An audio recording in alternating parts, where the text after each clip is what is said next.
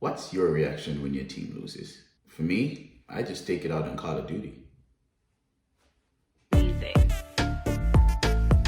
Hex, I try explain. Tell me no why you're none fear stress my brain. Me hex them, vex them, still a text, and still a try fi explain. See me on the right, girl, better take the left lane. Hex, I try explain. Wagwan people, welcome back to the channel. This is your boy Rome. You guys are watching the fourth official. Members of the Wasteman Mafia, welcome back. Don't forget to hit the like on the video. Subscribe to the channel if you're new. Red Devils, Manchester United fans, let's have a little weekend review of what United went through. Before we get into it though, people, we have to talk about something that's extremely important, something that's been with us since the beginning of time, and it seems we will never get rid of it. So let's just address it straightforward right off the bat right now. For all you man out there who somehow after Manchester United lost against Sheffield and drew against Arsenal, you felt so deep within yourself that this club owes you so much that you needed to go on your social media and racially abuse the players. No, I don't know what made you think that it was okay for you to choose the black players on this team to go and racially abuse, because you thought it might give you some sort of, I don't know, social media clout. But it just goes to show that these people are not really fans. So you're telling me that you're watching a game of football and your team lost or drew very important games that they should have won, and you have the urge and the desire to go on your social media and racially abuse the players because you thought that it was their fault that your team lost. What have you been doing with your life? What is the meaning of your life? What are you doing? All you doing is sitting in your grandma's basement, popcorn on the left, chips on the right, with a bunch of computer screens in front of you. You have no friends. You're involuntary celibate. You incel, wasteman piece of shit. You incel, wasteman piece of shit. That's all you guys do, bro.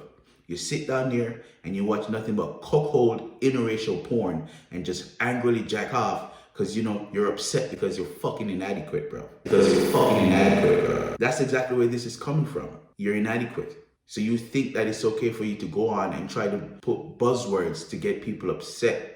But we as a people need to show these assholes that it doesn't affect us. You can say whatever you want. It's never going to affect us. At the end of the day, you talk shit about Anthony Martial. You talk shit about Axel Twenzebe. And these men are still going to be making a shit ton of money. And you're still going to be in your mom's basement listening every night as the plumber plows the shit out of her. It's that simple. You might need to get your shit together, bro. We have no more time for racists. There's no more, oh, let's go educate them. Let's see what really is their issue. No, I have no more time for that kind of stuff. No more time for that kind of shit. You guys are despicable. So you can go and join your incel little cult. Go and live on an island somewhere where all you guys do is just a bunch of circle jerks, and just stop watching Manchester United because you're not a Manchester United fan, bro.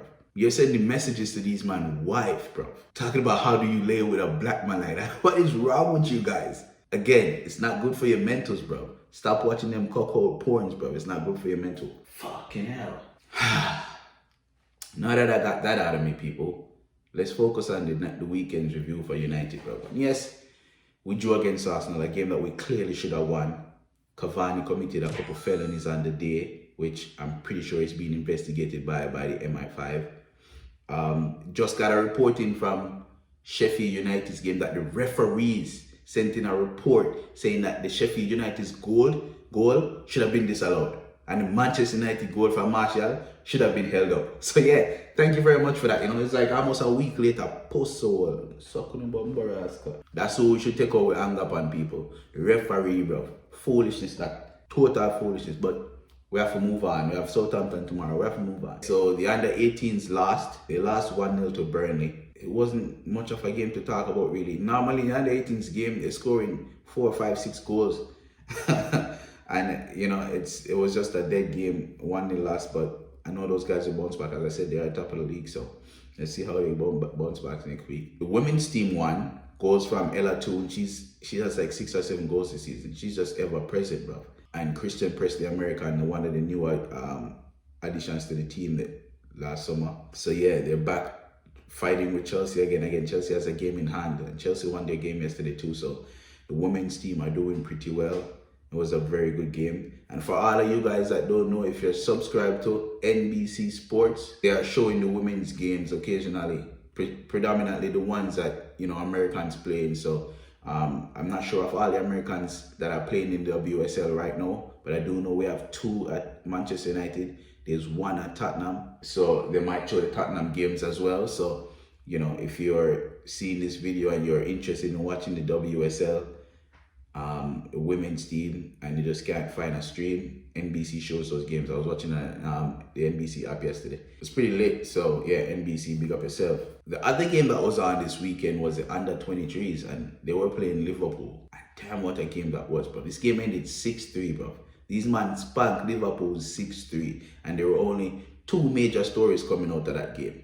One is man called Hugo, bro, at number 9. They bought him from, I think, Sunderland earlier this year, and this man is just a goal machine, bro. His name is Hugo, but they should call him Hugh Goals, bro, because this man just scores. He's just letting it go. He has 4 goals in that one game yesterday, and he takes his chances. He's not much to look at. He's not like a David Beckham type of player where, you know, you can tell that he's going to be someone superstar.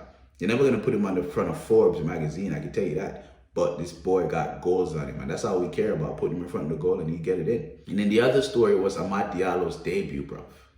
And, you know, for the first part of the game, Diallo was missing because you can tell that they're not used to playing with him and his style and where he wants the ball.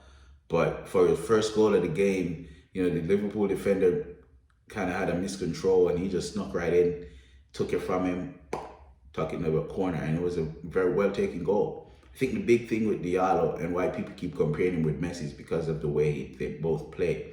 They're quick on their feet, left-footed, the center of gravity. Diallo, they both dribble similarly.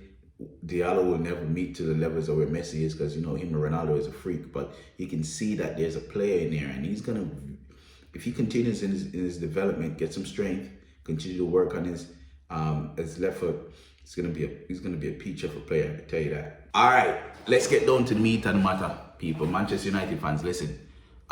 If you're a true fan, then you'll be following the team left, right, and center. Yeah, you'll be wanting to know what's going on with Manchester United. And so let's talk about a few things. Today we're going to touch on 3 players that's now going out on loan. With today being the end of the January transfer window. Yeah, I just said that. Yeah, today is the end of the January transfer window. And if you didn't know, not your fault. Nobody cares. COVID and all sorts of stuff. No one is making any major movement. I don't think there's been any major signings this January transfer window. So there you have it. Manchester United has gone back into the loan market and made some moves. You guys might have already known, I spoke about it earlier, Lingard completed his move to West Ham. And I was thinking there's no way West Ham is going to get Lingard because they already have 2 people on loan. Well, what West Ham did was made Ben Rama's loan move permanent. And then they were able to get Lingard on loan. So Lingard is wearing the number 11 down at West Ham. Big up yourself, Lingard. You're a Manchester United boy through and through. You know, the game has moved ahead of you, away from you at Manchester United, but go down there and do well. We always wish you well, bro. Big man thing. So there are a few moves that were made over this weekend that I have to applaud Manchester United for. One is a defender that we spoke about already. His name is Tenden Mengi.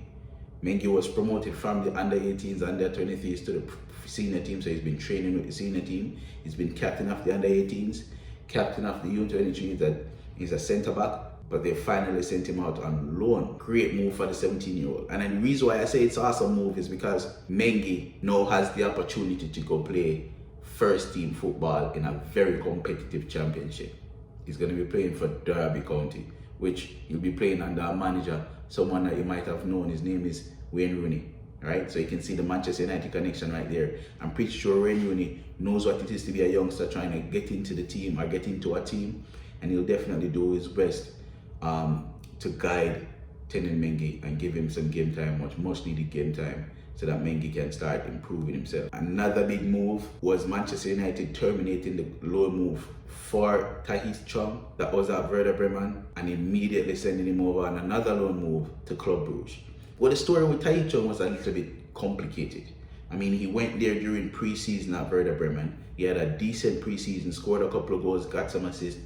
But then when the league started, I think he started in the very first game, and then the coaches didn't trust him after. He would come on sporadically, play sporadically in a couple cup games, but the coach just didn't trust him. He was clearly not playing as much as he should have. For me, on a broad scale, if you're going to send a young talent out on loan, he needs to be played. You need to find a club that's going to give him the competition he needs, but also that's going to rely on him to play. We've seen so many loan moves go on and the players are not playing. Ben Rama went to West Ham and he played for them so much so that they made his move permanent. These are the type of loan moves we need to see in our players, bro. Because if you don't get that out of them, sending them out on loan is just worthless. You might as well have them training at Carrington and playing with the under 23 teams, bro. Don't make sense. And you'll see that manifest in the next story that we talk about today. It was pissed me off as, but anyways. So yeah, Tai Chung, now he's gone over to Belgium playing for Club Brugge, which I think is going to be a whole lot better. Yes, he's going to be in a different country, another language he's going to have to cope with in Belgium, but Club Brugge is a Champions League team, which means these guys are fighting for top honors in the Belgium league, which is a totally different type of pressure that Tai Chung will be going through, and I respect that. It's a different league. Obviously, it's not as it doesn't stand in stature next to the Bundesliga. However, he will still have the pressures of playing for Club Brugge, winning the Belgium league, and qualifying for Champions League, etc. So I'm hoping that the package that was presented to Manchester United and Chung about how they wanted him to play, where they wanted him to play, I'm confident that the team is making those type of decisions in mind, sending him to Club Brugge.